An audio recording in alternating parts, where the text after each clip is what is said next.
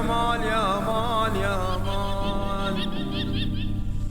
Oh yaman yaman yaman yaman. So if you've been watching me on Instagram, so my Instagram account is Low Flight Tech, you would have heard me praising the hell out of this car pretty much non-stop for the last week, and I've had this car before, and I wanted to get it back because, you know, fuel prices are going up, the cost of cars are going up, the availability of cars is getting quite difficult.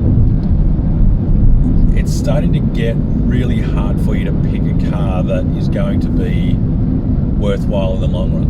So firstly, let's start off with efficiency, because this is a pretty efficient car. It's a 6-speed manual 1.5 direct injected triple. Now, it's not the kind of car that performance people hope and dream for. It pulls pretty good, and in fact, one of the things I really like about this car is the fact that the 1.5, between 3 and 5, maybe 6, probably haven't read it that high actually, around the 3 to 5 mark, it pulls really well and it doesn't get thrashy. It gets a little bit loud, but like a throaty loud I quite like. Hang on, I'm doing 80, but let's 3.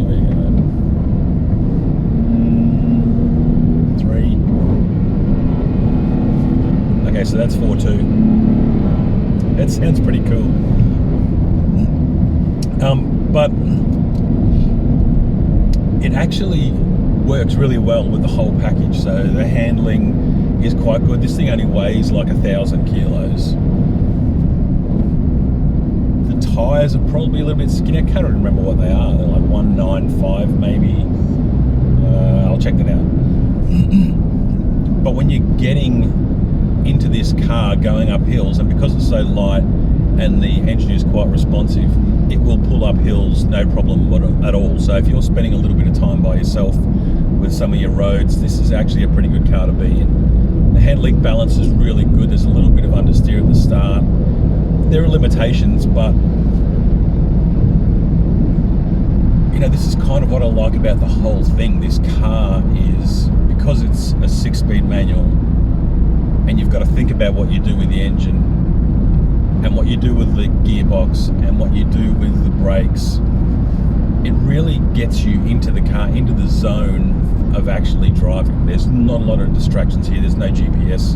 I didn't plug in Android Auto because I'm more interested in doing all the things here and here and here and looking at these things, which is the way it should be, right?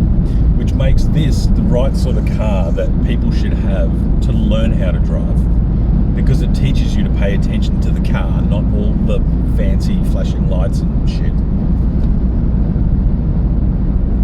So one of the things, like I've got 2 teenagers at the moment who have both got their L's, and I mean they actually brought up the fact that you're not supposed to be using screens anyway. I think you've got to turn them off or something, I don't know.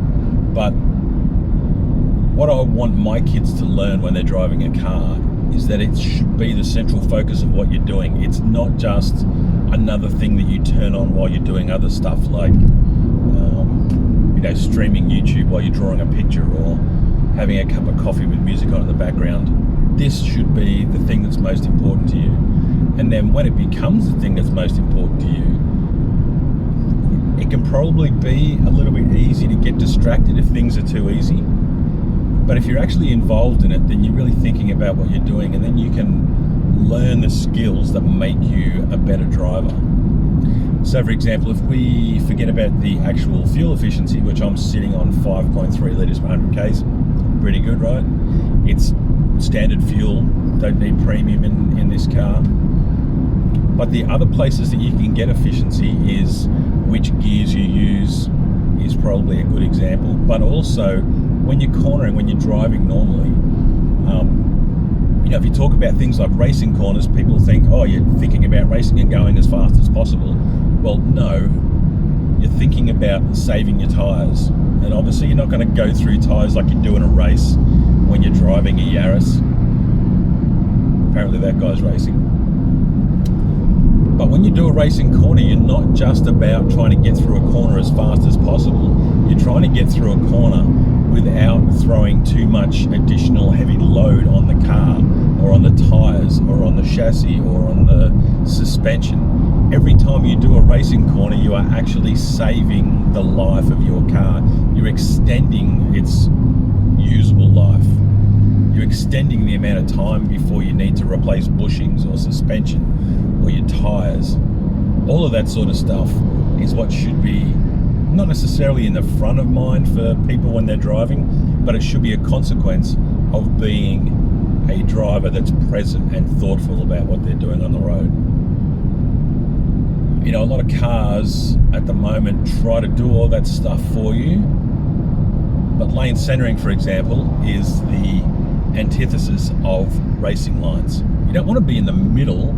You want to be a little bit on the outside and then take the inside of the corner nice and smooth. And really you want to put as little input into the steering wheel as you can, because as soon as you turn the wheel more, you're creating more friction. More friction means you're wearing your tires faster. It also means that you're scrubbing energy. When you're scrubbing energy, you've got to put it back in again to get back up to speed, which means you use more fuel, etc, etc, etc. You see what I'm saying? So even though this is a good car to drive for people who like driving, it's also a good car to drive for nerds like me who try to make the impact as minimal as possible.